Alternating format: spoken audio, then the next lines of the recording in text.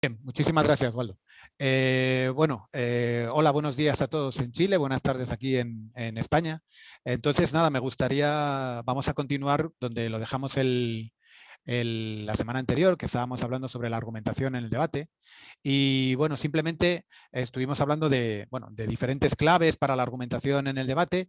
Y con esto, por ejemplo, ahora lo que vamos a ver ahora, me gustaría como ejemplificar para que veáis que incluso los argumentos más, las ideas que podéis pensar que no tienen, ¿cómo diría yo? Es imposible encontrar argumentos a su favor, ¿no? Por ejemplo, yo creo que todo el mundo estaría a favor de prohibir los comentarios anónimos en Internet, ¿no? Porque está claro que se podía reducir el discurso del odio, de mucha gente que se está cubriendo en ese anonimato para decir cosas con respecto al odio. Hay mucha gente que se siente acosada en Internet debido a ese anonimato, ¿no? Además, digamos, se reduciría el fraude derivado de utilizar identidades falsas. Entonces, es un tema que, por ejemplo, podríamos considerar que no existe argumentos en contra, pero si lo pensamos sí que existe. Y por eso os digo que aunque os toque un tema en el debate ahora, cuando tengamos la actividad, tenéis que buscar y buscar y siempre vais a encontrar alguna posibilidad donde vais a encontrar argumentos a favor y en contra. Porque, por ejemplo, un argumento en contra de no poder utilizar el anonimato en Internet es que de una manera u otra estás coartando la libertad de expresión. Y luego tenéis que tener muchas veces en cuenta que muchas veces la gente, para luchar contra determinada gente poderosa o partidos políticos poderosos o corporaciones muy poderosas, no hay manera de dar la forma en la que la gente se siente segura de poder protestar y de denunciar irregularidades contra esa gente tan poderosa es a través del anonimato. Entonces, muchas veces ese anonimato es el que permite, digamos, que se hayan destapado muchos casos, por ejemplo, aquí en España, en contra de corporaciones o de partidos políticos, ¿no? Que luego, una vez que se ha salido, el tema se dispara y ya a partir de ahí ya empieza a salir identidades, ¿no? Pero al principio han sido muchas veces anonimato, desde el anonimato. Por eso os digo que no es... siempre hay argumentos a favor y en contra. Entonces, la cuestión es simplemente buscar puntos de vista, porque siempre nos encontraremos esos argumentos, ¿no? Luego, esto todavía aquí estamos viniendo de cuando os había dicho, ¿vale? Estábamos viendo aquí al principio que había diferentes formas, diferentes formas de tomar las decisiones, ¿no? Yo os había dicho que el debate era uno de ellos, pero luego hay otras formas también de tomar decisiones que me gustaría pasar antes de Jorge, centrarnos. Dime. una cosa que no estamos viendo tu presentación, estamos viendo un Word. Ah, perdona, no...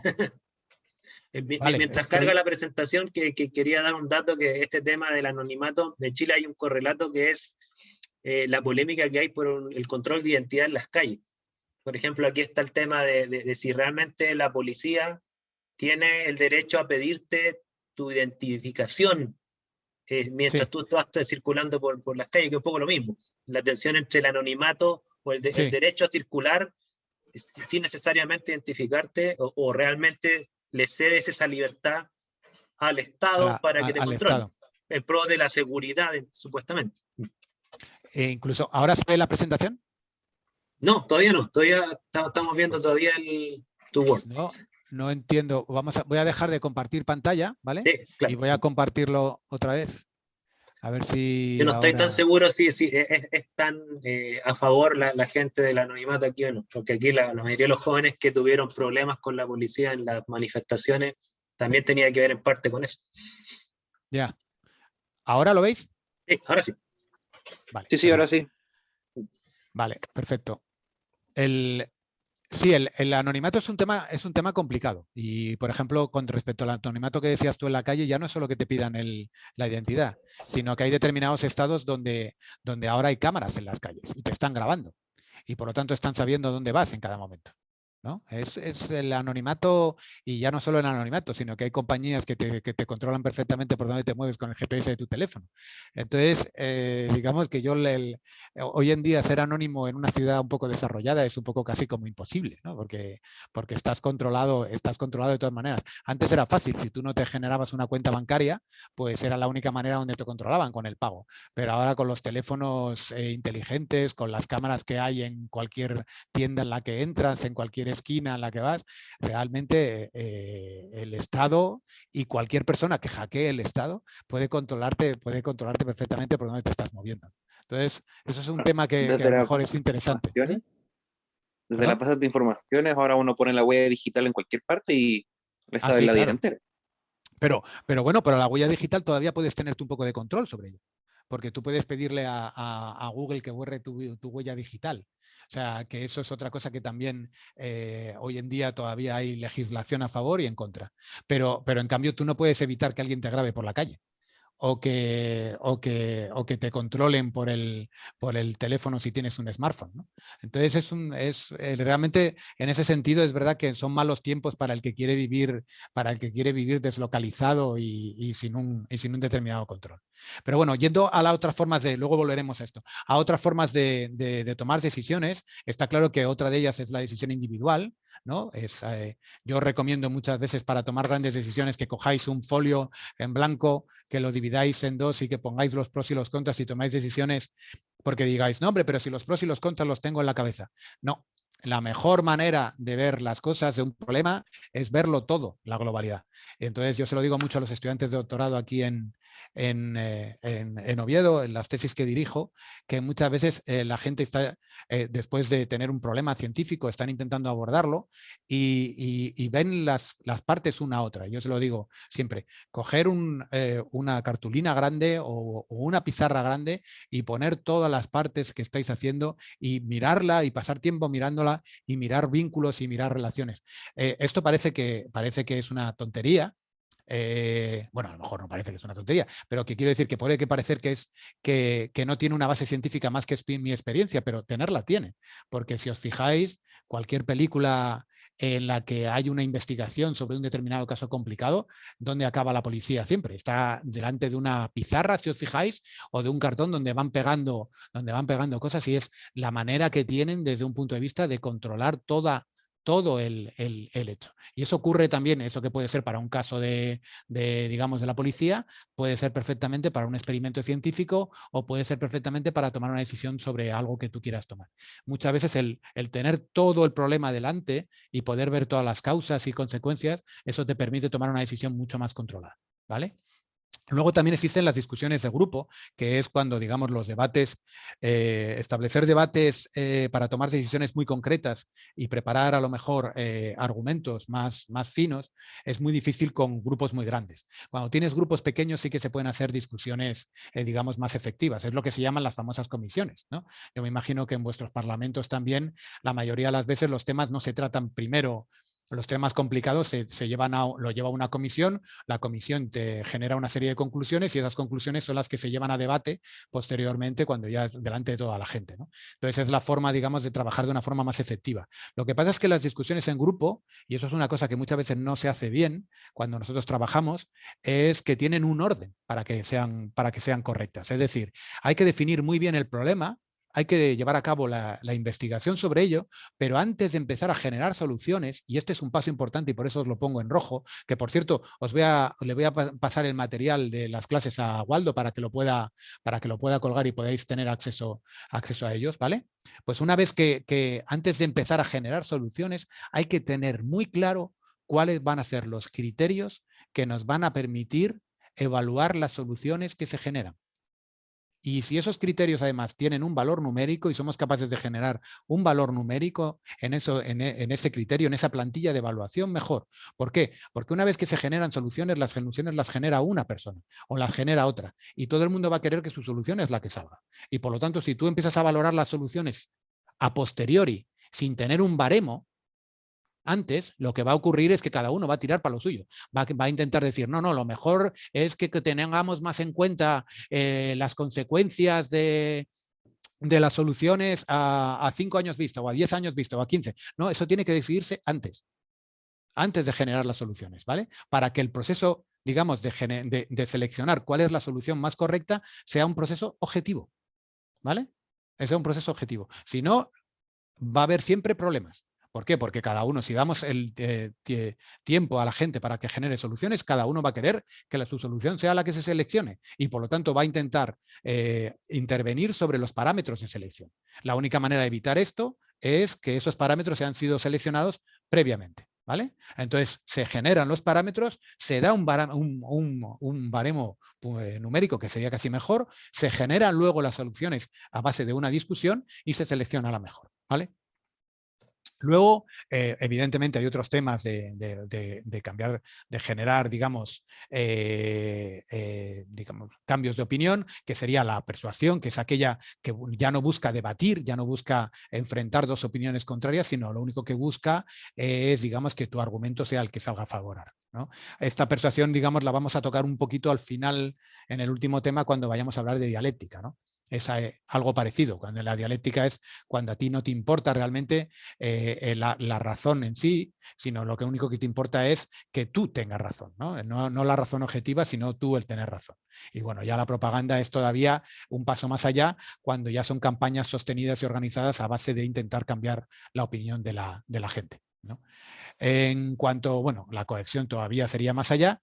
Y evidentemente para la toma de decisiones siempre se pueden llevar a cabo combinar estos métodos. De hecho, como os he dicho, por ejemplo, en el Senado y en el Congreso, por ejemplo, aquí en España, pues la mayoría de las veces se toman debates, pero hay muchas comisiones que generan, como os había dicho, se tratan los temas que luego se llevan a debate. Por lo tanto, puede haber siempre combinación de estas metodologías, ¿vale? Entonces, ahora voy un momento a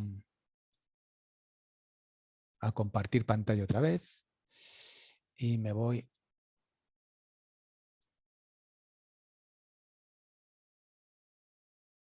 al siguiente tema. ¿Lo veis? ¿Lo veis todos? Bueno, pues en este tema, y esto es lo que uno de las, digamos, tareas que vais a tener que hacer de cara al día siguiente, vamos a ver cómo se establece la controversia para llevar a cabo un debate y qué tipos de razonamientos, se pueden llevar a cabo para, digamos, darle fuerza a sus argumentos, ¿vale? Y finalmente, cómo podemos evaluar si nuestro argumento que estamos utilizando es fuerte o débil, ¿vale? Es decir, es una forma de decir, bueno, yo todo lo que he preparado ahora me va a hacer ganar el debate, me va a hacer ganar la discusión. Entonces, una forma de autoevaluar la fuerza de tus argumentos, ¿vale? Entonces, en cuanto a la controversia, es el requisito, bueno, pues es el requisito esencial del debate, ¿no? Evidentemente, tiene que haber, para que exista debate, tiene que haber dos opiniones que estén en contra, ¿vale? Y además, este debate no va a ser productivo si esa controversia no se establece fácilmente. Es decir, para decir un debate efectivo, no podemos establecer una controversia clara. O sea, quiero decir, clara, tiene que estar claramente establecida. Y además tiene que ser controversia de sí o no, binaria, ¿vale? Cuando no hay una solución clara a un problema, es muy difícil que dos personas puedan debatir en contra, porque no se sabe muy bien, puede ser que los dos estén a favor de una determinada cosa. Entonces, tiene que estar muy claramente las dos posiciones que hay, ¿vale? Se tiene que poder establecer la controversia claramente. Y entonces, porque, por ejemplo, imaginaos, ¿no? Yo puedo decir, vamos a debatir sobre la inmigración ilegal, ¿no? En este caso, por ejemplo, en España tenemos un problema puntual, acaba de pasar hace 3 o 4 años, porque, 3 o 4 días, España ha atendido médicamente al jefe del centro polisario, que son los saharauis del norte de África, en Marruecos, y entonces eso le ha parecido mal al gobierno de Marruecos, y entonces, que bueno, no entro a valorar nada, solo son los hechos objetivos. Y lo que ha hecho ha sido abrir las fronteras. Entonces Marruecos ahora lo que está haciendo es directamente ha abierto las fronteras, no controla nada la inmigración, y entonces a las dos ciudades que tiene España en el norte de África, que son Ceuta y Melilla, están llegando inmigrantes en masa, ¿vale? Entonces esto es un problema, bueno, además de que esa normalmente suele llegar siempre, ¿no? Pero digamos, se suele llegar de una forma mucho más controlada. Ahora es como en masa, ¿no? Y entonces es un problema, pues la inmigración ilegal en España es un problema que no es solo el problema español, porque España es un punto de entrada de la inmigración en Europa. Entonces, la cuestión es que hay mucho debate sobre la inmigración. Entonces, si nosotros hablamos de una cosa general como si la inmigración es un problema, pues evidentemente van a salir un montón de opiniones, está claro que es un problema, el impacto real, hay mucha gente en España y en Europa que se roban, que los inmigrantes ilegales roban trabajos, que si tienen que pagar impuestos o no tienen que pagarlos, si tienen que tener derechos a los servicios sociales o no, si son responsables los empleadores que emplean a gente que no tiene el permiso de trabajo, evidentemente todo esto es desde un punto de vista pragmático, pero luego por otro lado está el punto de vista humano. La inmigración hay que ayudar a esa gente que está en problemas. Entonces, si os fijáis, se genera un abanico de temas que va desde la solidaridad hasta unas razones puramente económicas que hace que el debate no tenga sentido, porque uno pueden estar centrados en la ayuda y otros pueden estar centrados en la parte económica, ¿no? Entonces, si nosotros queremos, digamos, llegar a algún tipo de conclusión, es, por ejemplo, bueno, en Canadá, por ejemplo, tienen un control muy estricto de la inmigración, ¿vale? Allí tienen un control muy estricto y adoptan una serie de medidas para entrar en Canadá. Digo, bueno, pues un tema que podría ser específicamente concreto y favorable, es decir, hay que llevar a cabo un control de la inmigración en España como el que se tiene a cabo en Canadá. Entonces, ahí sí que hay dos oposiciones. La oposición es sí o no. En cambio, en la inmigración es un problema. Está claro que todo el mundo te va a decir que es un problema. Puede ser un problema desde un punto de vista humano, desde un punto de vista social, desde un punto de vista económico, pero es un problema. O sea, ahí no hay, las opiniones puede que no se rebatan, ¿no? En cambio, aquí sí. Aquí cuando decimos, ¿podemos adoptar este paquete de medidas? Ese paquete de medidas que se adopta en Canadá, ¿es justo? ¿No es justo? ¿Lo tenemos que adoptar en España? Pero ya estás debatiendo sobre dos cosas concretas. Y ahí el debate va a producir beneficios, ¿no? Entonces bueno, Waldo y yo queremos que nos establezcáis a nosotros dos temas de debate cada uno. ¿Vale? Dos temas de debate. Ahora luego os vamos a dar un documento donde viene perfectamente explicado. Y en esos temas de debate, la controversia de ese tema de debate vaya acompañado de un párrafo pequeño de no más de 200 palabras, ¿vale? Donde expliquéis esa controversia. ¿Vale? Entonces, como sois 16 las personas que vais a participar en el debate, se van a generar 32 posibilidades.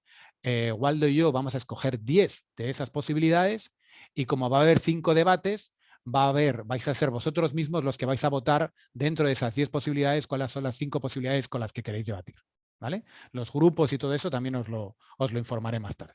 Pero ¿cómo vamos a ver también un poquito cómo establecer esta controversia? Pues la controversia, como os he dicho antes, tiene que estar claramente establecida y tiene que haber una respuesta binaria, sí o no al punto central, ¿vale? No debe ser definida en términos emocionales. Evidentemente, cualquier palabra tiene un término emocional en función de cada persona, puede ser mayor o menor, pero hay que intentar que ese término emocional, esa carga emocional, sea la menor posible. Es decir, la controversia de un debate, el tema del debate, tiene que ser el nombre, la nominación, tiene que ser aséptica, tiene que ser lo más liberada posible de una carga emocional. Porque si tú estableces una carga emocional, ya estás dirigiendo hacia dónde quieres que vaya el debate, o hacia el sí o hacia el no.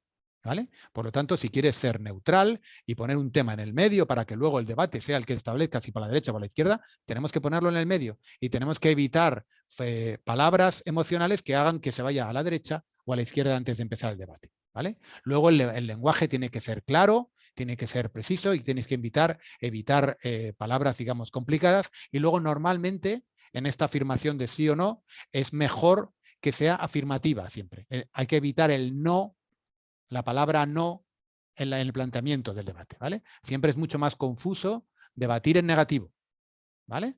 Por lo tanto, el tema del debate aquí no sería, es mejor no adoptar el sistema canadiense, no. Siempre es mejor que la afirmación sea en positivo, ¿vale? Y bueno, todo esto que os estoy comentando está claro que es para definir el tema del debate, para definirlo bien, pero evidentemente hay que encontrar un equilibrio entre una proposición que permita dirigir el debate y otra proposición que sea tan exhaustiva que el debate esté demasiado restringido, ¿vale? Entonces, una proposición de debate no debería tener más de 10, 15 palabras. Tiene que ser una frase. Tenéis que hacer esa frase en función de esta información que os estoy comentando entre estas dos diapositivas, ¿vale?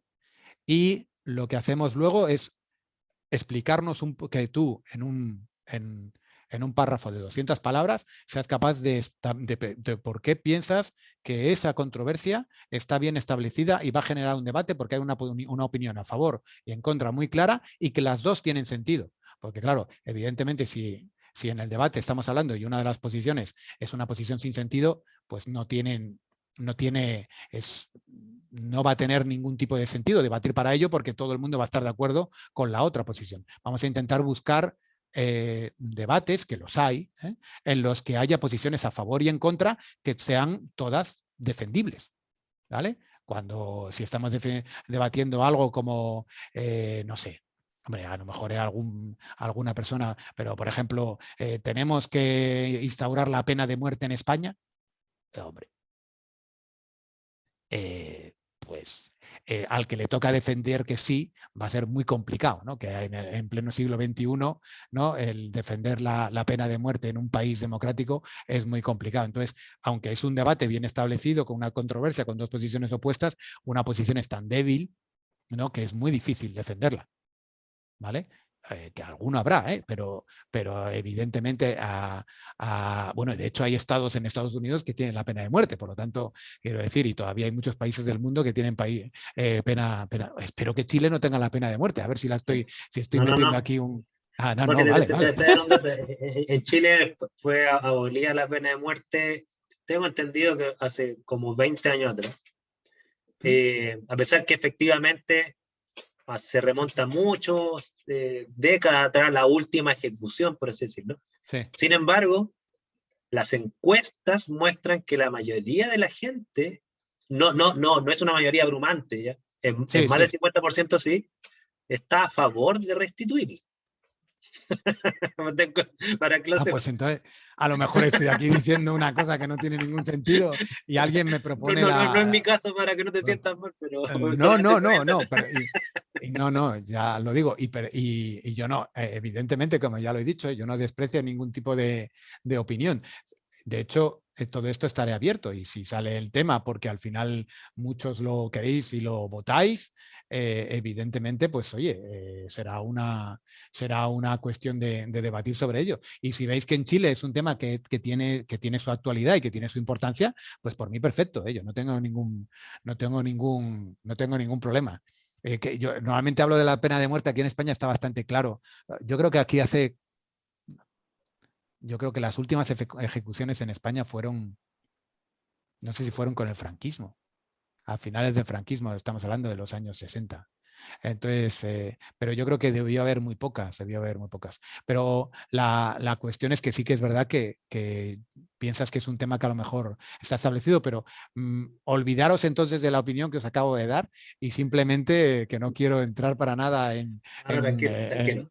Mira, el temas último presidente que firmó una amnistía, por así decirlo, un perdón a una ejecución fue Eduardo Frei, que fue en la década de los 90. Y tengo entendido que por ahí fue la abolición ya de la pena de muerte. Bueno, a ver, habrá países que tengan la pena de muerte y bueno, aquí a lo mejor, aquí por ejemplo en España, más que el debate sobre la pena de muerte, y lo digo porque yo tengo una asignatura parecida con mis alumnos del máster aquí en España y muchas veces uno de los temas que sale muy recurrente es la pena permanente. La pena de prisión permanente, que eso sí que se puso, se instauró hace relativamente poco en España. Porque antes el problema es que las penas de muerte daba igual, las penas de prisión daba igual los delitos que hubieras cometido, no podían ser mayores de 30 años y luego con buenos comportamientos siempre se reducían, ¿no? Y entonces había mucha gente que estaba en contra de que delincuentes que habían asesinado a un montón de personas, pues al final tuvieran una carga, digamos, una prisión que fuera pues de 20 años o algo menos, ¿no? Y daba igual que hubieras matado a una persona que hubieras matado a 25. O sea, al final era lo mismo. Entonces, es que aquí... ahí en cierto punto, perdón, Sí, claro. Uno camina sobre la delgada línea de la ética y la moral. Porque claro, trata a los demás como quieres que te traten, pero claro, cuando alguien te trata mal o alguien mata a tu hermano, por dar un ejemplo, no podéis matarlo de vuelta, porque claro, sí, hay como un respeto entre medio. Pero igual es se muy duro. subentiende que es súper delgada esa línea de la moralidad. Pero luego también tienes que tener en cuenta que la pena de muerte es irreversible. ¿Vale? Y la cadena perpetua es casi un método de tortura. No, bueno, pero es reversible. Es decir, si 10 años más tarde se descubre una prueba que exonera a una determinada persona, esa persona que está en la cárcel puede salir. Si esa Pero no persona ha te sido... quita los 10 años y ya has sufrido. Bueno, a ver, se le puede, pero evidentemente eso no te lo quita nadie, pero se le compensará económicamente con lo que se le tenga que compensar, que no compensará nunca jamás los 10 años perdidos, pero claro, evidentemente si le das a elegir a esa persona entre haber perdido 10 años o haber perdido la vida, probablemente te escoja lo de haber perdido 10 años. O sea, Bueno, sí, indudablemente.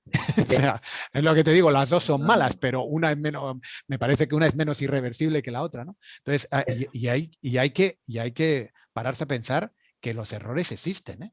Sí.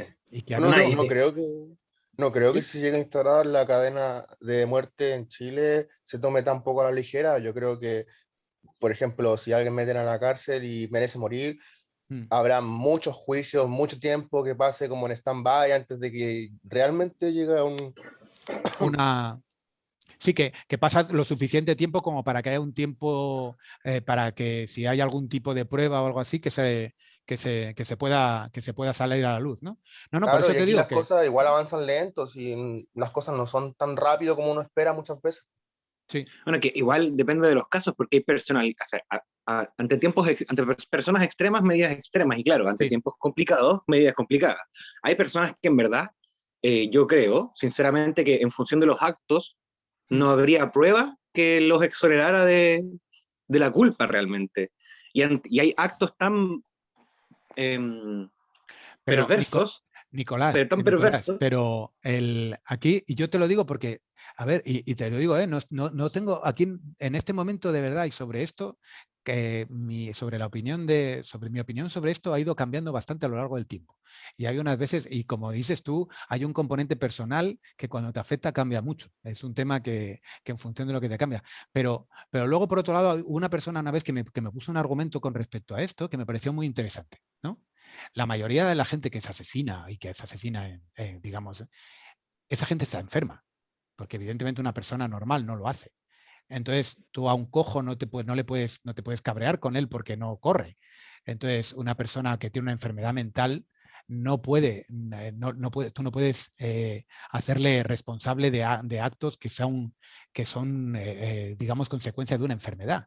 Y aquí estamos, digamos, alguien que es capaz de matar esta gente que son psicópatas, digamos, establecidos y todo esto, al final no deja de ser una enfermedad. O puede ser Claro, considerada una pero enfermedad. no porque el cojo sea cojo no va a caminar más. Claro, pero por eso te digo, pero al Entonces, cojo a lo claro, mejor... ahí es donde voy, donde el límite de la ética, porque claro, Sí, sí, sí, una cosa es tener una condición, sí. que eso es innegable, pero claro, por eso también está definido cuando bajo ciertas legislaciones, cuando hay ciertos actos que no pueden ser penados, bajo enfermedades psíquicas, por ejemplo, claro que Claro, pero, sí, pero hay otras personas que, claro, pueden que tengan una enfermedad, pero que tienen perfectamente claro lo que están haciendo, perfectamente claro. que lo tengan, que De sean la conscientes, conciencia, la pero que sean culpa, conscientes de ellos no quiere decir que no estén enfermos, ¿eh? Por eso te digo que ahí la pero línea tampoco les entre quita la la... culpa. Y No, quién que yo sabe no si te digo están que no. conscientes o Hay inconscientes ciertas realmente. enfermedades ante lo cual yo creo que sí le quita la culpa. Por ejemplo, si es un esquizofrénico que mata a alguien, Sí, porque escuchaba que el duende de su cabeza le decía, sí.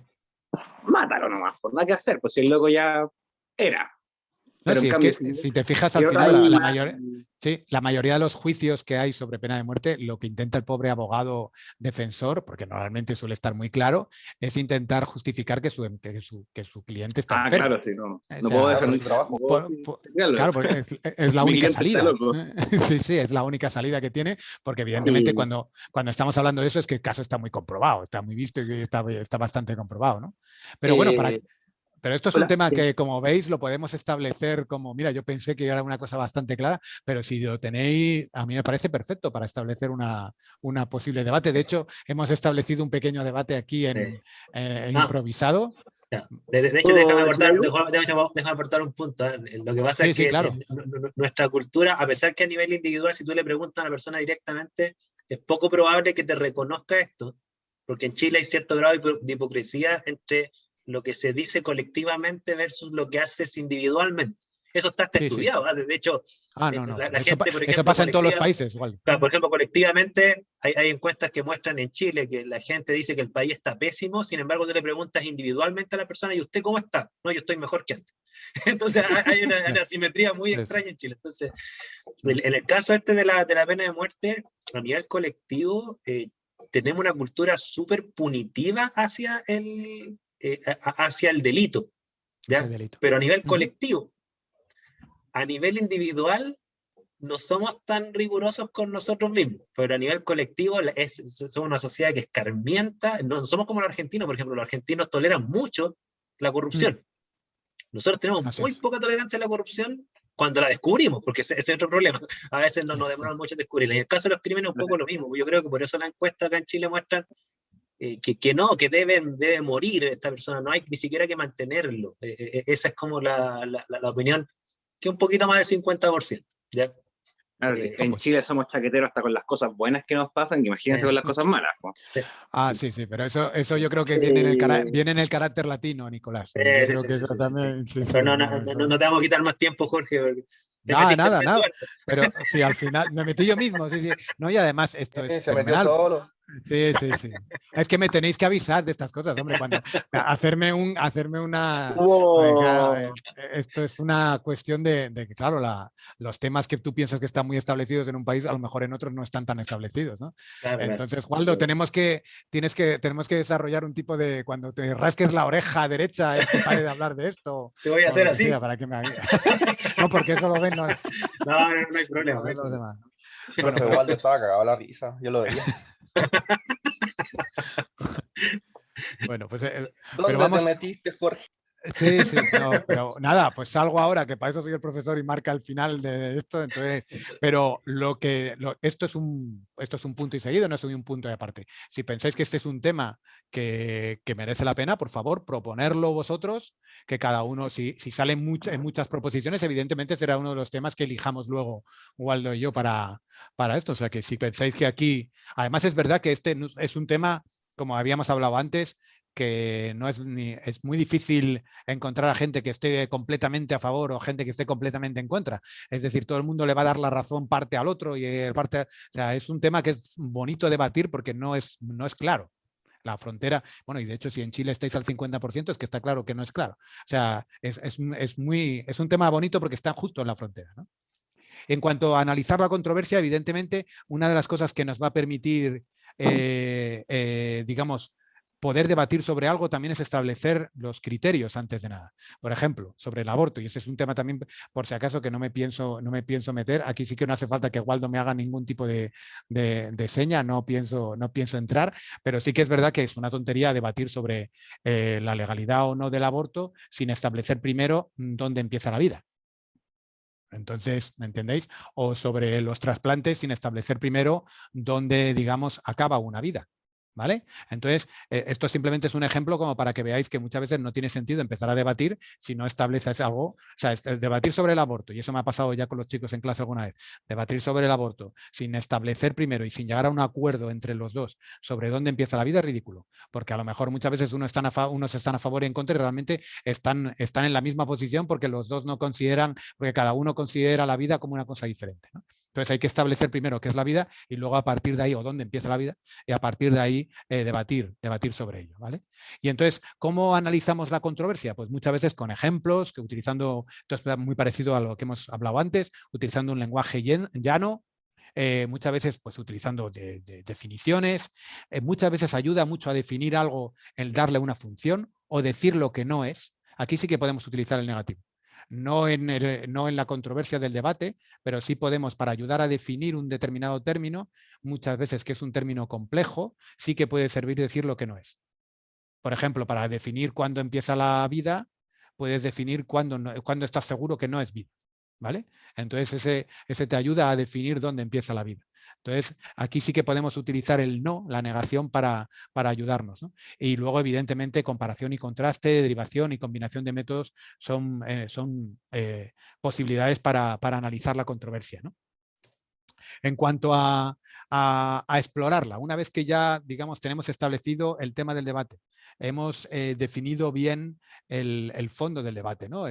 Las claves, ¿no? Donde debatir, pues ahora tenemos que empezar a buscar información.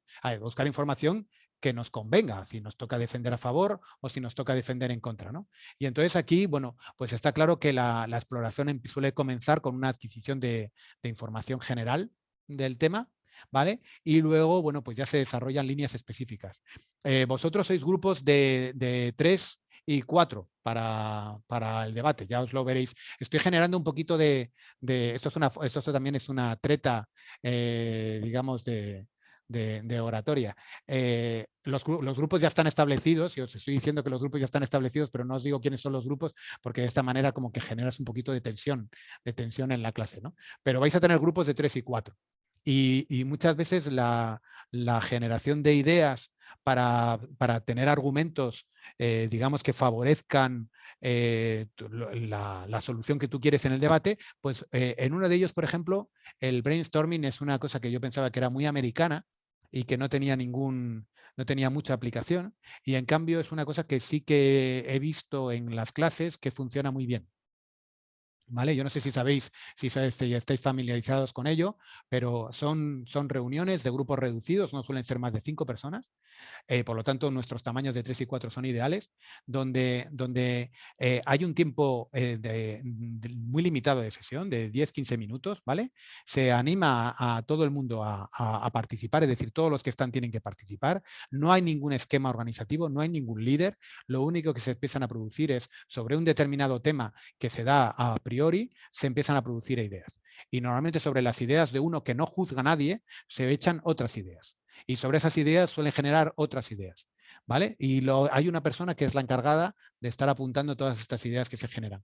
Y esto es muy importante, no se permite criticar ni evaluar las ideas ajenas. Porque muchas veces una idea de una persona que puede ser considerada ridícula, en sí es ridícula, pero puede estimular la generación de otra idea de otra persona. ¿Vale? Por lo tanto, aquí no ponemos ninguna traba y lo que hacemos es anotar todas las ideas y finalmente, luego a posteriori sí que se tratan las ideas. Yo, por ejemplo, esto he visto que ha funcionado en las clases de cuando los grupos han preparado debates, pero luego también he visto que ha funcionado, por ejemplo, desde un punto de vista, ya que se llama argumentación científica, en los grupos de investigación.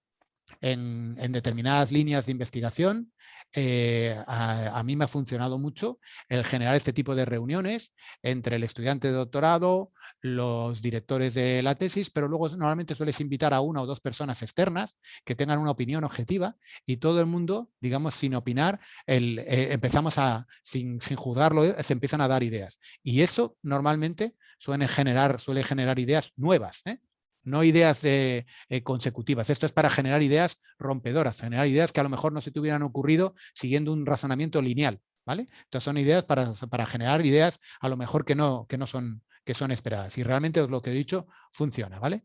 Localizar materiales, aquí no voy a entrar mucho porque bueno, esto, las diapositivas las va a tener Waldo, pero yo sé que Waldo hay un tema, ¿no?, que sobre fuentes y sobre búsqueda de información, por lo tanto aquí no voy a entrar, pero bueno, sí que hay que tener evidentemente cuidado para usar internet, ¿no? Yo me imagino que esto Waldo os lo ha dejado muy claro y tampoco quiero entonces perder el tiempo en esto, ¿no? Entonces vamos a ver un poco mejor lo que vamos a utilizar en el debate, que son los razonamientos. Es decir, al final, cuando vamos a convencer a la gente, va a ser a base de que nuestro razonamiento sea más o menos fuerte, ¿vale?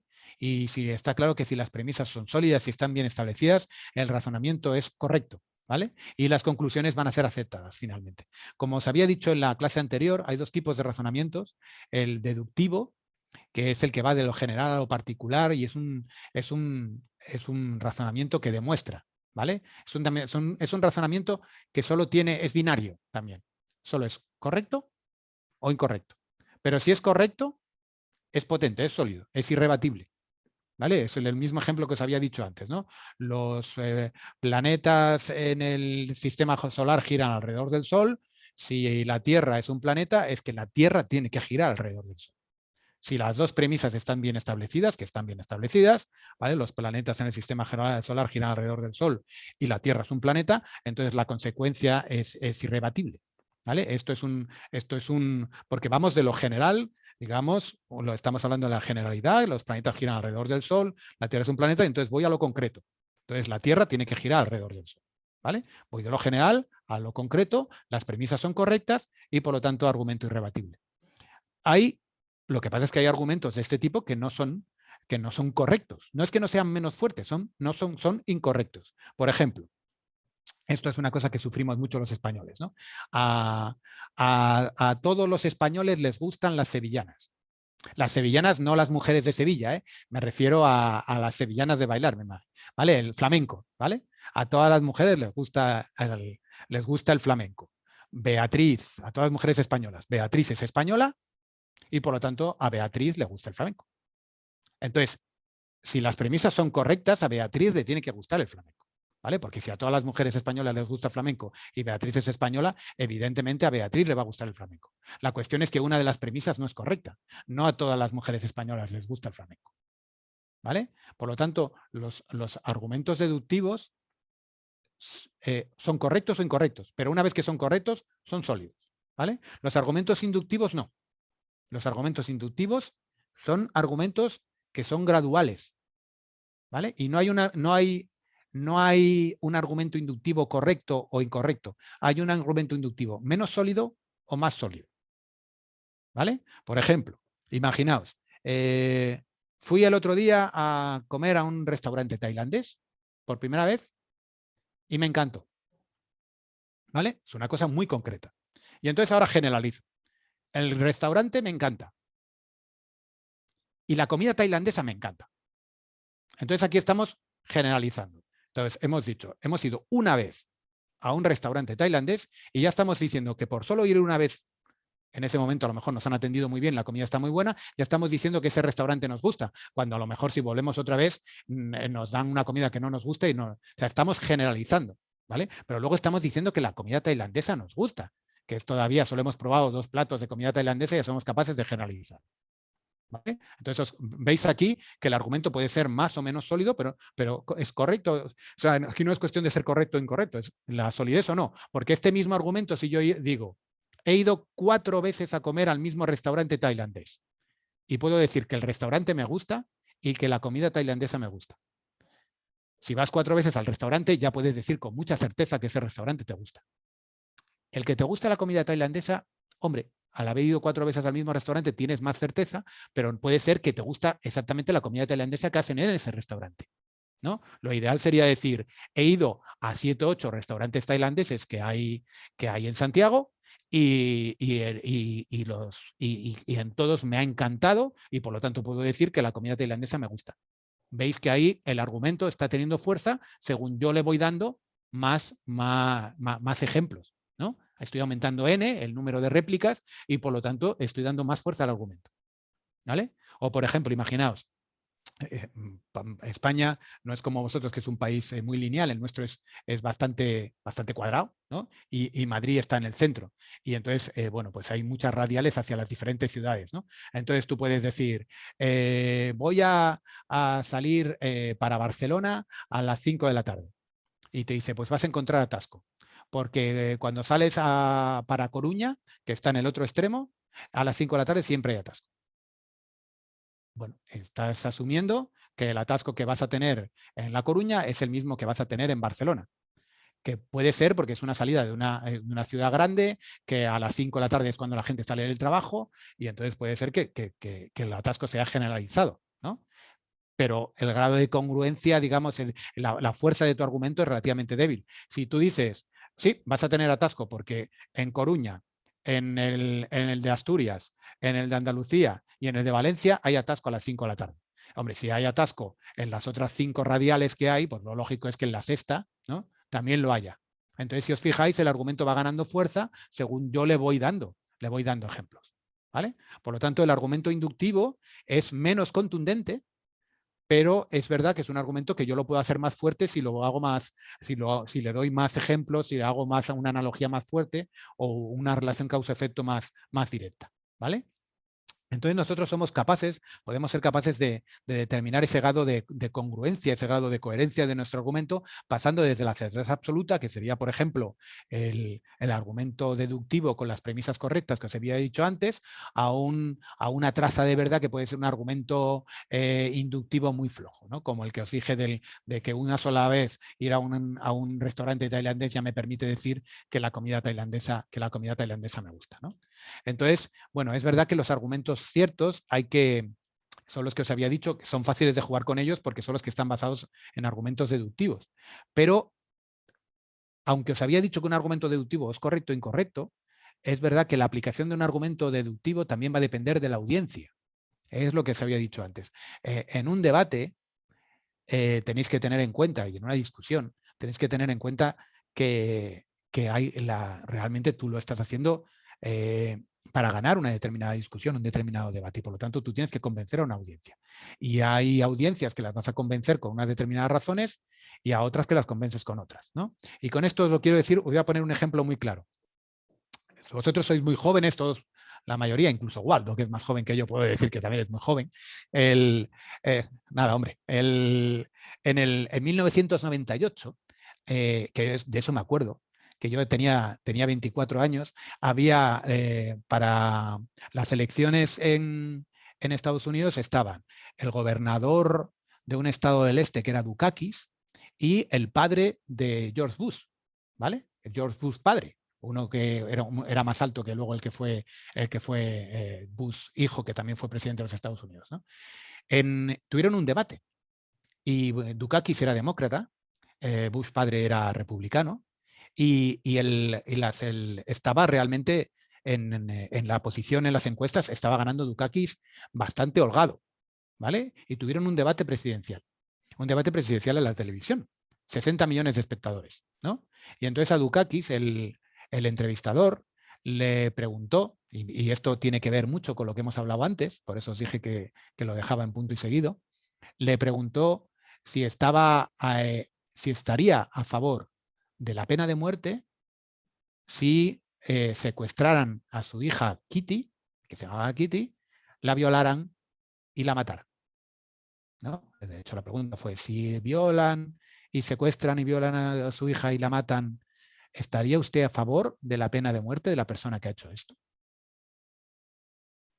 La respuesta del gobernador, él era demócrata y él estaba siempre en contra de la pena de muerte, y él muy frío, sin entrar a valorar nada, y solo que tenía que haber lo que se hubiera estado muy bien en un debate académico, ¿no? En un debate, digamos, de estos evaluables. Es decir, yo no tengo que cambiar mi opinión porque me haya ocurrido a mí. Mi opinión debería ser independiente de mi sentimiento, ¿no? O de mis vínculos familiares. Por lo tanto, yo he estado toda mi vida en contra de la pena de muerte y seguiría estándolo. Bueno, pues Dukakis perdió las elecciones a Estados Unidos por ese debate. ¿Por qué? Porque delante de 60 millones de personas tú no puedes decir con esa frialdad, ¿no?, que yo he estado siempre en contra de la pena de muerte y lo seguiría estando. Puedes, evidentemente, nadie dice que ese argumento no lo sigas utilizando, es decir, él creía firmemente, creía firmemente en que no debería existir la pena de muerte, lo puedes seguir manteniendo, pero si tú estás hablando delante de 60 millones de personas y es un debate presidencial, no lo puedes decir de una forma fría. Tendrías que decir con todo el dolor de mi corazón, pues yo lo que haría sería, si no sería justo con todas las personas a las que yo he defendido cuando ha pasado esto a otra gente, yo he defendido que la pena de muerte no funciona, no debería cambiar mi opinión ahora porque sería injusto porque le pasara a mi hija. Explicarlo, ¿me entendéis? Adornarlo, hacerlo más humano. Él lo hizo muy frío, que estaba bien porque realmente la respuesta era la correcta, porque era lo que él había estado diciendo durante toda la campaña y lo que había hecho durante toda su vida, pero la forma de decirlo delante de la audiencia concreta en la que estaba fue incorrecta, ¿vale? Y eso le hizo perder las elecciones y le hizo perder el debate. Entonces, para que veáis que realmente... Y luego Bush padre invadió Irak. O sea, que para que veáis que si un debate puede llegar a ser importante o no puede llegar a ser importante podría haber cambiado la historia de todo lo que es Oriente si ese debate hubiera sido diferente, ¿no? Imaginaos. Pero bueno, la cuestión es que veáis que el mismo argumento, hecho de una manera fría o menos fría, va a depender de la audiencia, ¿vale? Y aquí él, por ejemplo, simplemente por tener esa audiencia, pues perdió el debate, ¿no? Entonces nosotros tenemos que tener muy claro si la audiencia a la que estamos hablando, si es homogénea, cuál es el grado de formación de la audiencia, si tienen intereses comunes a los nuestros o no, si ¿qué va precedido a mi discurso? Es decir, yo voy a hablar y no hay nada detrás, hay una pequeña introducción, va a hablar alguien antes que yo, el que va a hablar antes que yo tiene una opinión contraria a la mía, porque entonces yo tengo que preparar ya mi argumento teniendo en cuenta que probablemente tenga que rebatir alguna cosa que ya haya dicho el anterior. ¿Me entendéis? Las opiniones en un debate y en un discurso normalmente no son aisladas, sino que están en un contexto. Entonces tenemos que ver también si alguien más va a hablar y sobre qué, si hay algún líder en la audiencia y que va a tener determinada influencia, ¿vale? Y esa influencia va a tener mucha influencia sobre el resto de la audiencia y por lo tanto a lo mejor alguna referencia directa a ese líder y tener a ese líder de tu lado te va a permitir luego ganar el debate. Es decir, hay que debatir en función de la gente con la que estás delante, ¿no? Luego los argumentos, bueno, pues probablemente, como os había dicho, están los ciertos, que aún así hay que tener en cuenta la audiencia, y luego ya hay argumentos que pueden ser probables, plausibles o posibles, es decir, cada vez van teniendo menos fuerza el argumento en función de lo que os había dicho antes de los razonamientos inductivos, ¿vale? ¿Cómo podemos evaluar entonces si un razonamiento es más o menos correcto o no? Bueno, pues lo primero que tenemos que ver es si las bases sólidas del razonamiento que nosotros estamos exponiendo, si las bases son sólidas o no, ¿vale? Eso es muy importante. Existen las razones, las buenas razones que piensas que van a convencer a la audiencia, y esas razones y esas bases sólidas son las correctas para la audiencia con la que estoy hablando, ¿vale? Luego tenemos que ver si el pase de las bases a la afirmación es correcto, ¿vale? Si está establecida bien esa línea entre la base que tú has establecido y luego la conclusión que tú das, ¿no? Tiene que estar bien trazada esa línea. ¿Está suficientemente respaldada? Si tu razonamiento es un razonamiento inductivo, que la mayoría de las veces lo es, hemos puesto un suficiente número de ejemplos, es lo que os había dicho antes con lo de los atascos y la radial en Madrid, es decir, nos basamos en una sola analogía con esto, o comparamos con las otras 5 salidas y entonces tenemos bastante certeza de decir que la sexta también va a tener atasco. ¿Entendéis? Luego, tenemos que tener muy importante si hemos evaluado de una forma correcta la refutación a la afirmación. Es decir, tener en cuenta que en un debate vamos a debatir contra alguien, ¿vale? Y ese alguien está claro que va a tener argumentos en contra de los que tenemos nosotros. Entonces, esto es como una partida de ajedrez. Vosotros tenéis que adelantaros al movimiento del contrario. Y cuando yo estoy argumentando esto, tú sabes que te van a decir en contra de esto, entonces tú tienes que preparar otros argumentos contra el argumento de refutación que te han dado, ¿vale? Es decir, considerar los debates como partidas de ajedrez, porque es lo que son. O sea, debate, tú tienes un primer alegato inicial y tienes un alegato final, pero luego en el medio hay una serie de opiniones, digamos, más o menos consecutivas, sea una a favor, en contra, y ahí es donde, bueno, pues tú tienes que tener en cuenta donde tú puedes jugar tus bazas, ¿no? Y si alguien ha ido en contra de tus argumentos iniciales, tú puedes ir en contra de la refutación de esos argumentos. Pero para ello lo tienes que preparar. Tienes que llevarlo preparado. Es decir, cuando tú prepares un debate, no solo prepara tus argumentos, sino prepara defensa contra los argumentos del contrario, ¿vale? Y ponte en el lugar del contrario. Si yo fuera al contrario, yo me atacaría aquí, aquí y aquí. Y prepara tu defensa argumental con respecto a eso, ¿vale? Que es fácil, ¿eh? Porque al final todo el mundo sabe más o menos de dónde flaquea. Si tú eres capaz de hacerte un autoexamen y ser sincero contigo mismo, tú sabes perfectamente en qué puntos tu argumento es más débil y dónde menos. Bueno, pues donde sea más débil, prepáratelo mejor. Date más ejemplos, intenta fortalecer tu defensa de tu argumentación, ¿vale? Y luego, evidentemente, con lo que os había dicho antes, tú puedes determinar tu grado de congruencia, de fuerza de tus argumentos, de lo cierto a lo posible, e intentar que, si ves que tienes muchos argumentos posibles y plausibles y por lo tanto flojos, intenta cambiarlo e intenta, digamos, irte a una argumentación más fuerte, ¿no? ¿Qué tipos de razonamientos existen? Bueno, pues existen los razonamientos, bueno, pues el típico razonamiento que es, todos los que voy a decir ahora son razonamientos, digamos, inductivos, ¿vale? Con argumentos inductivos.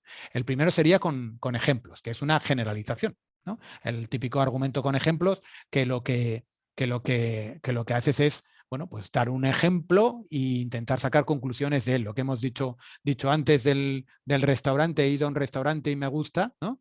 Pues entonces es lo mismo. Entonces es un ejemplo relevante. Aquí se ha dado un número razonable de ejemplos, ¿no?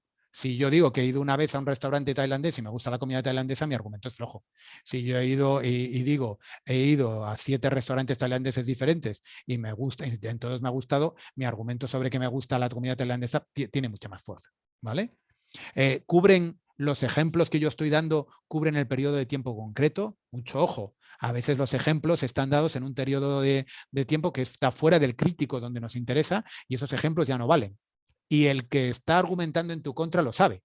Por lo tanto, hay que tener cuidado y nuestros ejemplos tienen que cubrir el rango temporal que nos importa, en el que está, digamos, marcado el debate, ¿no?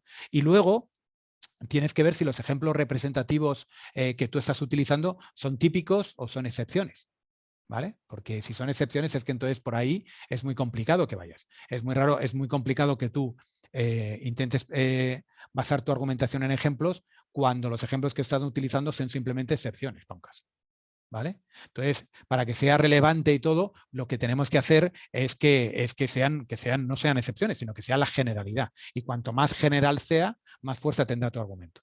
Y hay que ver esto otra vez. Si os fijáis, siempre hay que preparar la defensa, es decir, mirar a ver, utilizáis ejemplos para vuestro favor, pero mirar a ver si hay ejemplos en contra. Y si hay ejemplos en contra y vosotros los identificáis, podéis argumentar contra ellos. ¿Por qué? Porque probablemente tu oponente va a utilizar esos ejemplos. Entonces, si tú te anticipas a eso y vas con ello preparado o incluso directamente en tu propia argumentación, si argumentas primero, le destrozas el ejemplo que va a utilizar, ¿vale? Porque ya directamente lo analizas y demuestras que es incorrecto ese ejemplo que está utilizando, entonces a esa persona le estás quitando la posibilidad de argumentar. Es decir, tenéis que adelantaros, ¿vale? Tenéis que ver el debate y el debate, ya os digo, esto no es solo verlo académico, esto es cualquier tipo de discusión que tengáis desde dentro de una empresa privada o en cualquier sitio. Tenéis que ver el debate como una partida de ajedrez. Eso también ocurre, y probablemente también lo sabrá Waldo, pues cuando das una charla en un congreso, ¿no? Preparas tu charla, preparas todo lo que, digamos, cuenta lo que has hecho, normalmente lo bueno que tú piensas que es lo que has hecho, pero evidentemente tú tienes puntos débiles en cualquier experimento científico que se ha realizado, tú vas a tener puntos débiles. Y si tú eres suficientemente honesto contigo mismo, tú sabes dónde están los puntos débiles de tu experimentación, de tu línea experimental. Bueno, pues entonces prepáralos. Prepáralos porque eso te lo pueden preguntar al final. En los minutos de preguntas después alguien puede levantar la mano y dice, oiga, ¿usted ha considerado, ha tenido en cuenta esto? Si tú no has pensado en tu posible punto débil y eso te lo sacan delante de 400 personas, va a ser muy difícil para ti poder responder. Si tú lo has pensado antes, vas a poder responder de una forma mucho más fluida y mucho mejor. De hecho, incluso puedes ya tratar tu punto débil durante la charla.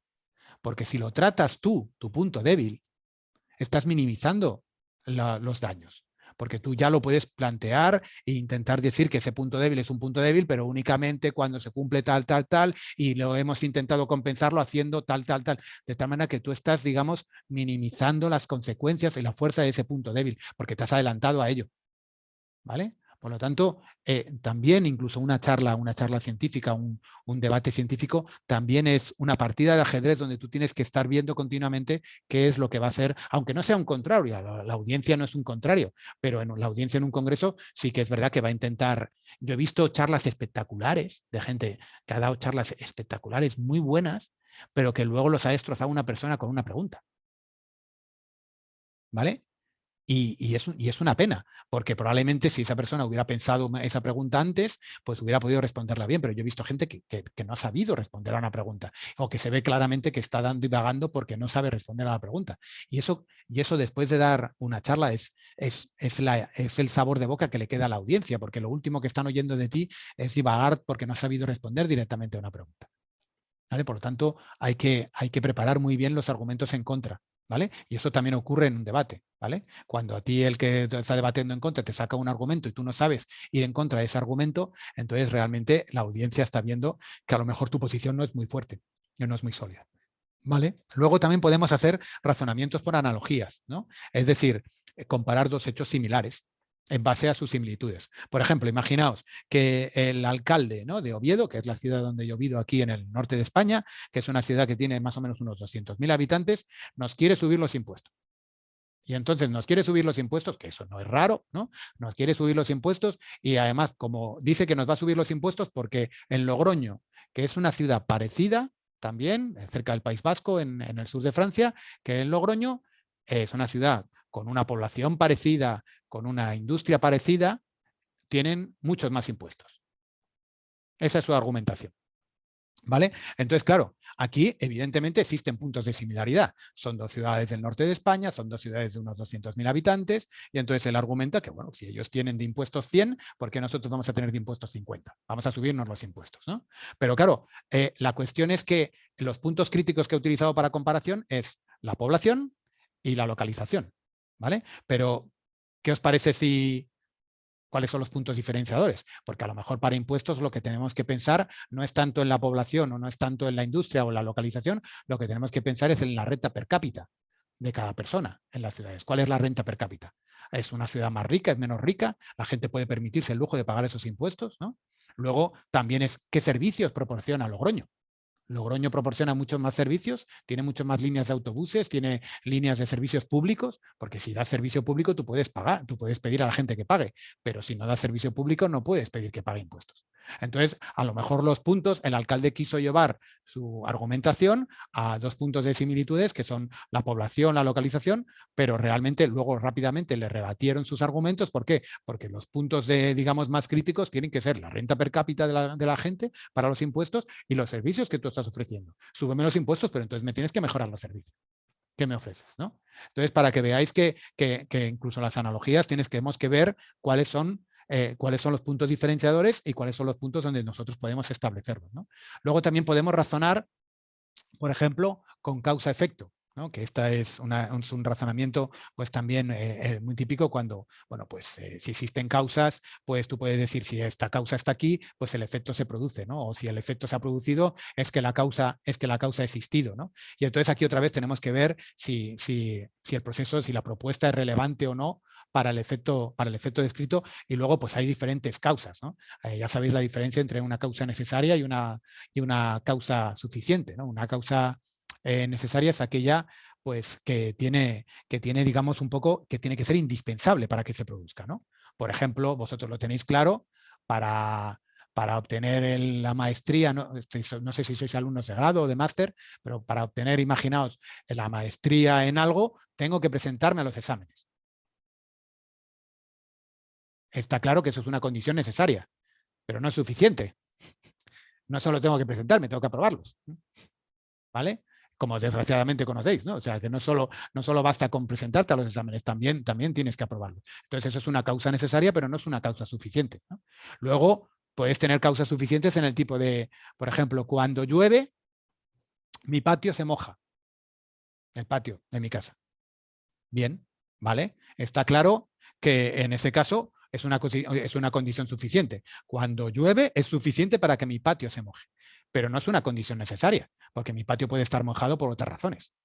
Puede haberlo limpiado alguien, se le puede haber caído a alguien algo, por lo tanto ahí estamos estableciendo una condición suficiente, pero que no es necesaria, ¿no? Una condición necesaria y suficiente pues es la típica de cuando dejas de respirar, mueres. Pues aquí sí que es una condición necesaria, porque siempre que mueres dejas de respirar y es una condición suficiente. Si dejas de respirar durante determinado tiempo, terminas muriendo. Ahí sí que las condiciones necesarias y suficientes te dan mucha más fuerza a tus argumentos. Las otras te pueden establecer en casos en contra, te puedo decir, no, llovió porque mi patio estaba mojado. Te pueden decir, oiga, espere, no. No puede usted afirmar eso con ese grado de certeza, porque puede ocurrir que se hubiera mojado por otra razón.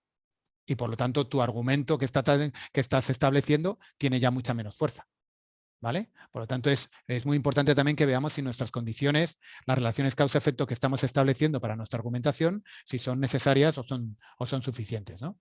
Luego, hay que ver si hay una probabilidad razonable de que dicha causa no produzca también los efectos, ¿no? Es decir, puede ocurrir que llueva, pero si mi patio de casa es interior, a veces si llueve con viento, en mi patio no se moja. ¿Vale? Entonces, eso también es una opción. Y eso también puede ocurrir. Entonces, que cuando llueve con viento, que llueve casi como horizontal, pues sabéis si el patio es suficientemente interior y el edificio es suficientemente alto, puede ocurrir que el patio no se moje. Por lo tanto, puede ocurrir lo contrario también. Y eso, a la hora de establecer nosotros un argumento, tenemos que estar seguros de que es impepinable que si ha llovido, el patio se ha mojado. Y si yo lo quiero utilizar como base de mi argumentación, yo tengo que establecer que la única manera de que mi patio se mojara era que hubiera llovido. ¿Por qué? Porque me ha asegurado que nadie lo limpió, que nadie lo mojó y que no había ningún otro motivo. ¿Me entendéis? Entonces, los argumentos los tengo que reforzar si yo veo que son débiles. ¿Vale? Luego también, bueno, pues ver si hay causas que produzcan el efecto contrario, si esta causa es la más importante o no. Por ejemplo, en el caso de que llueva, también puede haber la causa de, como os he dicho, de que a alguien se le haya caído algo, ¿no? Y que si de repente surge una nueva causa, esa nueva causa puede afectar al sistema, ¿vale? Eso tenemos que tenerlo claro, ¿no? En cuanto a, no sé cómo vamos de tiempo. ¿Cómo vamos de tiempo? Yo creo que lo puedo dejar. En Nos 5, quedarían como 20. Me quedarían como 5 minutos, ¿no? Me quedarían, ¿no? Claro, a las 12:10. Vale. Sí, pues sí. Entonces lo que voy a hacer es, lo puedo dejar aquí, que me quedan 4 diapositivas, pero bueno, de todas maneras le voy a dar las 2 clases primeras a Waldo, ¿vale? Para que lo tengáis y sobre todo porque vais a necesitar esta clase, el PDF de esta clase, para poder preparar vosotros los 2 temas de debate que me tenéis que mandar, ¿vale? Y entonces, simplemente rápido, también vamos a colgar, ¿lo veis? ¿Veis el Word? Sí, se ve. ¿Vale? Pues bueno. Sí, se ve. Gracias. Lo que aquí, digamos, os voy a colgar un documento, os vamos a colgar un documento, Waldo y yo, donde vais a ver todo lo que es la información relativa al debate y negociación, a cómo vamos a llevar a cabo las actividades, ¿vale? Como veis, van a ser grupos de 3 o 4 personas, va a haber 3 sesiones de debate que las tenéis marcadas en el calendario. En cada sesión habrá 2 debates de 25 minutos, ¿vale? Digamos, un grupo va a debatir contra otro y los otros 3 grupos lo van a estar viendo y lo van a evaluar. Y luego otro grupo va a debatir contra otro y los otros 3 lo van a ver y lo van a evaluar, ¿vale? Entonces, cada grupo le tocará estar, vamos a establecer, que eso es lo que vamos a seleccionar poco a poco con las 2 propuestas que vais a hacer vosotros. Nosotros vamos a quedarnos con 10 y luego finalmente vosotros vais a votar para quedaros con 5, ¿vale? Porque va a haber 5 debates. Entonces a cada grupo le va a tocar debatir una vez a favor, en afirmativo, y una vez en contra de la proposición de debate, ¿vale? Le va a tocar en un debate estar a favor y en un debate estar en contra, ¿vale? Y los debates se van a establecer de esta manera, que siempre va a tener una primera introducción donde un componente de cada grupo va a dar la argumentación. Por ejemplo, en el equipo A, pues en el primer equipo del primer debate va a argumentar una persona durante 2-3 minutos a favor, ¿vale? Sin interrupciones. Y luego va a haber otra persona del equipo contrario donde va a introducir su argumentación en contra. Y también va a tener un tiempo limitado de 2-3 minutos. Luego va a haber un tiempo libre de intervenciones, aproximadamente entre 10-15 minutos, que son intervenciones cortas. Aquí sí que vamos a poder interrumpirnos, ¿vale? De una forma más o menos educada, ¿vale? Vamos a podernos interrumpirnos y debatir. Y luego finalmente va a haber un alegato final que va a poder hacer cada equipo, tanto el alegato a favor como el alegato en contra, ¿vale? Entonces, bueno, llevaremos un control de la pantalla y luego, bueno, como cada grupo está formado, os he dicho, aquí veis los componentes de los grupos A, B, C, D y E. El grupo A, B, C, D tiene 4 componentes, 3 componentes y el grupo E tiene 4. ¿Vale? Por lo tanto, si os fijáis, como cada grupo va a participar en 2 debates, como mínimo, una persona de cada grupo va a tener que hacer una introducción o una conclusión. Es decir, si cada grupo tiene 2 debates, es decir que cada grupo va a tener que abrir y cerrar un debate, abrir y cerrar un debate. ¿Vale? Como sois 3 miembros, pues o 4 en el caso de un grupo, cada persona de un grupo va a tener que tener un papel importante en cada debate. ¿Vale? O abrir o cerrar. ¿vale? De cara a la evaluación. Aquí es donde vamos a poner las diferentes proposiciones que vamos a seleccionar y estos son los primeros debates. El primer día de debate va a haber A contra B, ¿vale? El segundo debate será C contra D. Cuando A contra B debatan, C, D y E evalúan, ¿vale? Y luego cuando C contra D debatan, A, B y E evalúan. Y esto es el primer día. Luego vamos a tener un segundo día con estos debates y un tercer día donde solo va a haber un debate y en la segunda parte de ese día vamos digamos, a resumir un poquito la actividad. ¿Vale? En cuanto a la elección de los temas de debate, ya te digo, esto se lo voy a mandar a Waldo ahora, por lo tanto lo vais a tener ya disponible. Cada alumno tiene que proponer 2 temas de debate de acuerdo con los parámetros que hemos explicado en la clase de hoy y cada proposición de debate, de controversia, tiene que ir acompañado de una pequeña explicación. ¿Vale? Máximo de 200 palabras, una pequeña explicación. Este trabajo, estas 2 controversias con su explicación, van a ser un 10% de la nota de esta actividad en el debate, ¿vale? Y se la tenéis que mandar al profesor Quirós, a Waldo, antes del 20 de mayo. ¿Vale? O sea que tenéis 3 días para hacerlo. 20 de mayo a las 5 de la tarde. ¿Vale? Los profesores, entonces nosotros entre las 16 propuestas vamos a seleccionar 10 que os las vamos a mandar a vosotros el viernes 21. ¿Vale? Y entonces durante el lunes 24 vas a tener todo el lunes 24 para mandarle finalmente un mail a Waldo donde vais a decir, mi primera lección de debate es esta y le doy 2 puntos y la segunda a este y le doy 1 punto.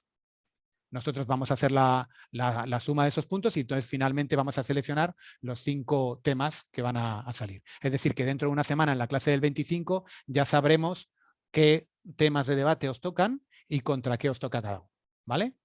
Luego ya os contaré el próximo día cómo se evalúan y cómo claramente para que lo tengáis muy claro cómo se evalúa. Pero tener en cuenta que esto es una actividad donde realmente es muy fácil hacerla bien y es muy fácil y de hecho va a ser muy divertido. Va a ser un debate como lo que hemos establecido ahora así espontáneamente al principio de la clase. ¿Vale? ¿Tiene alguien alguna duda en concreto? Por ahora yo no. Al menos. Bueno, ese por ahora me ha dado miedo, pero bueno, nada, leeros el documento, ¿vale? Tenéis las 2 clases que os vais a colgar y a partir de cualquier duda que tengáis, pues nos ponéis en contacto con Waldo, conmigo, como queráis, ¿vale? Pero recordar que antes del 20 de mayo a las 5 de la tarde chilenas, ¿vale? Le tenéis que mandar las 2 propuestas, las 2 proposiciones de debate a Waldo. ¿Vale? ¿Como grupo? Cualquier consulta la como grupo, ¿cierto? Individual. Los temas son individuales. Sí, los temas son individuales. Luego ya vais a preparar los debates en grupo. Pero ahora cada persona, esto es una actividad individual, cada persona va a proponer 2 posibles temas de debate. ¿Vale? Con un resumen. De todas formas, con un pequeño resumen de más de 200 palabras. Simplemente es porque muchas veces en una frase, que es la controversia, acordaos, es una frase simplemente, muchas veces para entender el cariz de esa controversia, que tengáis una oportunidad de poder explicarla bien en esas 200 palabras. ¿Vale? Yo a modo de cierre quiero recomendarles, porque obviamente no les voy a proponer temas, pero sí una fuente de temas muy interesante puede ser la nueva Constitución que está en debate hoy en día en Chile, ¿ya? Por el cual quizás muchos de ustedes, espero que todos, hayan ido a votar. Ese es una posibilidad. Y lo otro, les recomiendo que sigan el ejemplo de Jorge. La controversia, fíjense que todos los ejemplos que daba él, finalmente la graficaba en una pregunta. Eso también puede ser una buena estrategia, no solamente un resumen, sino que una pregunta también. ¿Okay? Relacionada con eso. La controversia, la frase que yo estoy diciendo, tiene que ser afirmativa para que no sea... Pero puede ser una pregunta. Es decir, ¿tiene España que establecer unos controles? No sé, ¿me entendéis? Eso puede ser. Tiene que poder responderse sí o no, pero se puede establecer como una afirmación o como una pregunta. ¿Vale? Pero tiene que ser una frase de no más de 20 palabras y luego sí que tenéis el párrafo de 200 palabras para explicarlo. ¿Vale? Eso. No les quedamos más tiempo para que no toparnos con la otra hora. Sí, perdonar. Así que gracias, Jorge. Y cualquier duda, por favor, no duden en contactarnos por correo. Yo voy a subir esta hoja inmediatamente, en unos 30 minutos más va a estar arriba. ¿Ok? Sí. Y las 2 clases que yo he impartido, ¿vale? Para que tengan el material para poder prepararlo. Vale, muy bien. Muchas gracias. Buena semana. Saludos. Chao, profe. Nos vemos la próxima semana. Chao, chao. Bye, bye. Chao, profe. Gracias.